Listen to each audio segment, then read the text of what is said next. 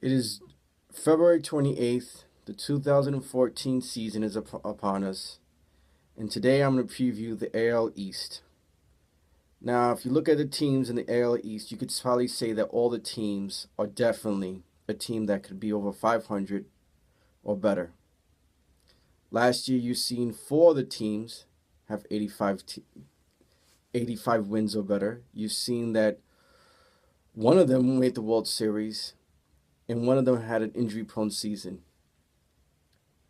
You could look at all these teams and say either they improved, increased, or decreased. Let's go with the Red Sox, the World Series champions. The Red Sox already have a dominant starting pitching. All four of the starters, 4 out of the 5 starters are lose to be aces for the team. John Lackey for the Angels, Jake Peavy for the Padres, Clay Buchholz is definitely an ace, and John Lester. Bullpen is fantastic. 5 out of the probably 7 guys in the bullpen right now are definitely have an ERA below 4. The lineup is great.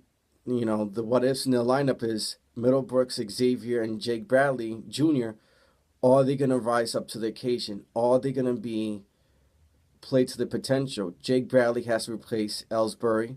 He has to show that he could play above average defense, and he has to show that he could steal bases and be consistent. He hit below 200 last year and wasn't the guy who they thought they were. But Victorino played great defense and was a strong outfielder. Gomes, the energy of the bench, the bearded freak, was awesome. Shaved his beard this off season.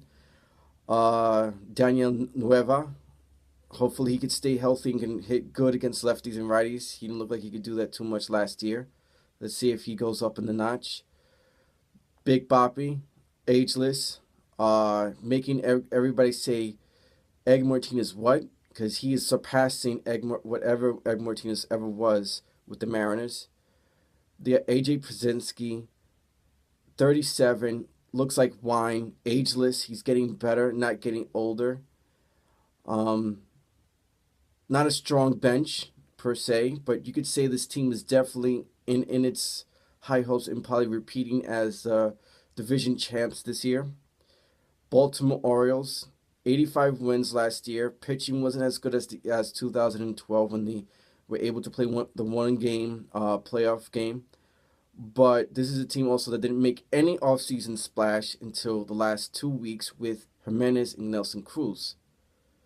You could say this year with Yon, Cruz, and Jimenez that they definitely have a better team, better than an 85-win team. This is a team that had one of the strongest defenses, had a strong offense already. Now you bring in Nelson, another power hitter who's never had 100 RBIs in his career, but has consistently had great outfield assists and hit over 22 home runs in the last 5 years.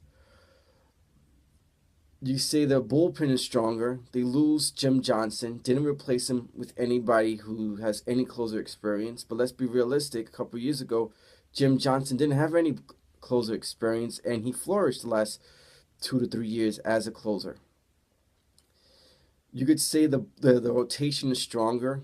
They hope that Bud Norris can have the seasons that he had with Houston with them. He did not show that last year when he was acquired.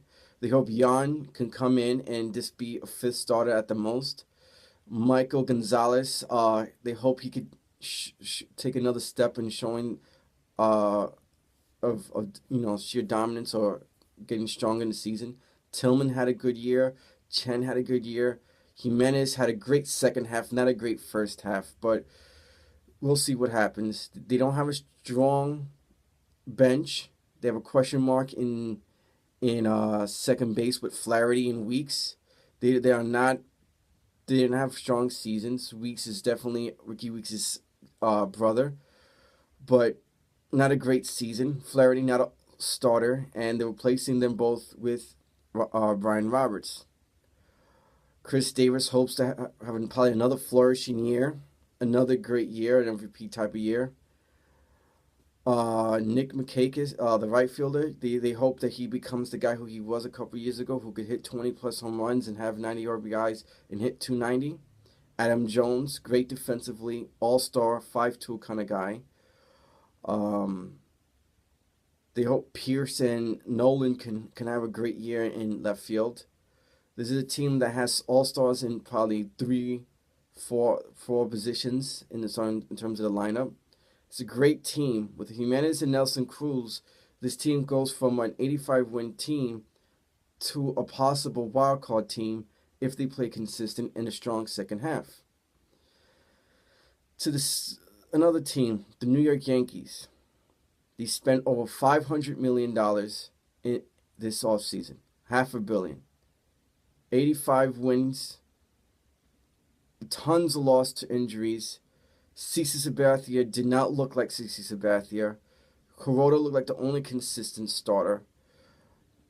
Rivera had his goodbye season. And what did they do this offseason? Like I said, spend over $500 million. But did they make their bullpen stronger? No. Robinson and Matt Thornton are the only guys returning who have a consistency the last 3 to 4 years of where they've pitched 60 games, ERA under 4, great setup men, but never closes.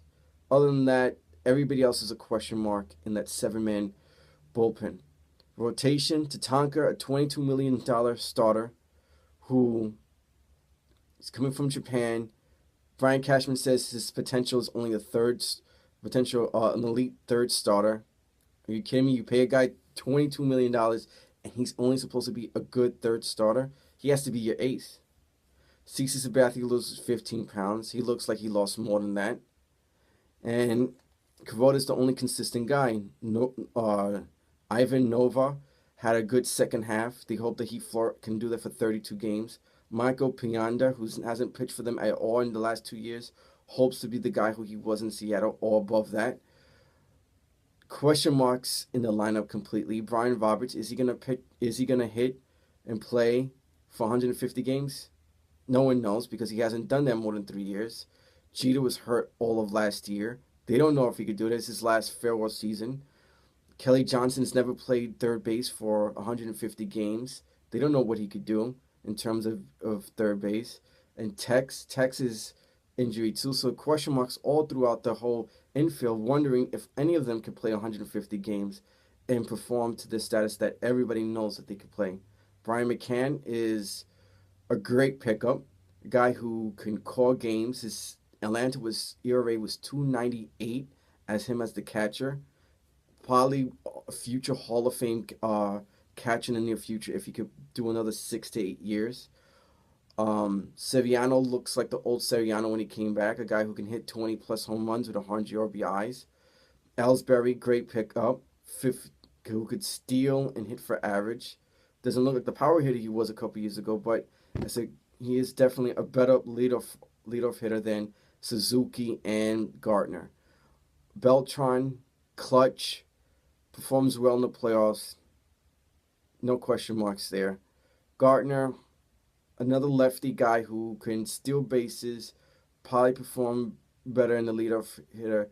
Probably overpaid right now with his extension, but definitely a good guy.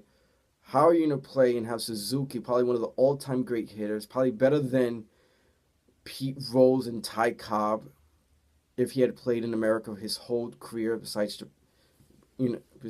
playing in Japan and America, because you can't combine statistics. He's not going to ever get 4,000 hits or 3,000 hits in his career, but definitely a Hall of Fame player.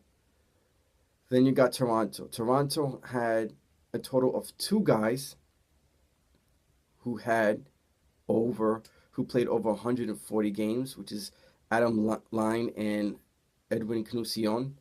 Everybody else who they thought were going to be stars either got suspended by major leagues for using steroids. Cabrera. Reyes did not play over 100 games.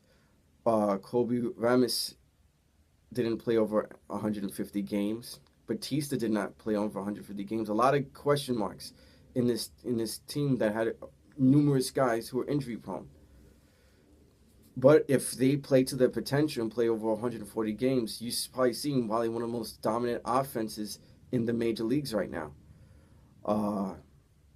The starting rotation is not great. Brendan Morrow did not have a good starts when he started last year, but if he could potentially be the guy who everybody expects him to be and rise to potential, he's a great above average third starter with Mark Barkley at number two and former Cy Young winner R.A. Dickey. They have question marks in the fourth and fifth starter. Great young pitching in the minor league system who probably would be introduced somehow either in the beginning of the season or midway through the season. Um, One of the best bullpens. They had one of the best bullpens in the major leagues last year, especially in the AL. They were ranked fourth in ERA rankings in terms of bullpens. It's a good team, but a big what if team because there was so many injuries and so many people did not play to their potential. Now, going back to my prediction in terms of who's going to win this division and who's going to do well. Now, I already said the Red Sox, I think, are automatically, with the chemistry and what they brought back and what they have, they're definitely the division champs in my eyes. Strong bullpen, strong rotation, strong lineup, and good bench and good leadership. Definitely division champs. Now, the second place team, you got to give it to the Rays. The offense only looks better than it did last year. They hope Will Myers can be a guy who can hit over 25 home runs and over 90 RBIs. Hopefully, Desmond Jennings could definitely have an above average year and rise to potential that they thought that he would be the person that he was replacing in Carl Crawford.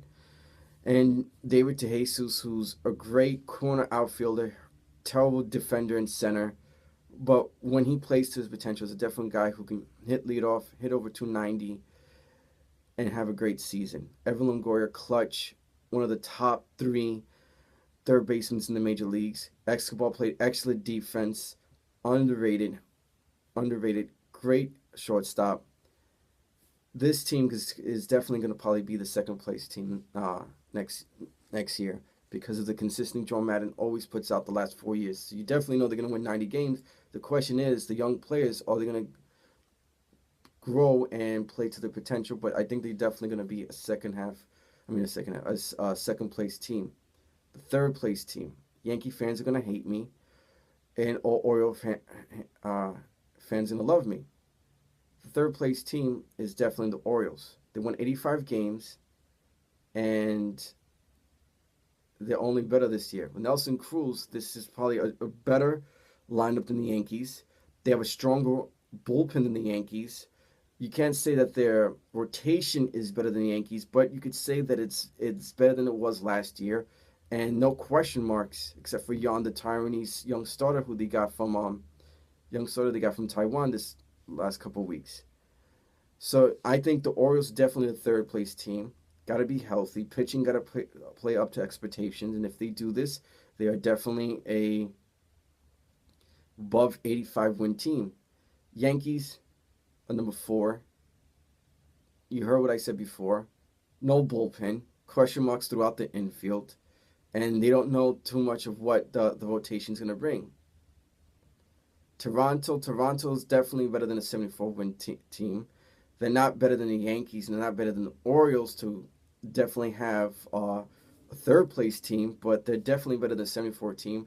I wouldn't be shocked if they win at least 83 games this year.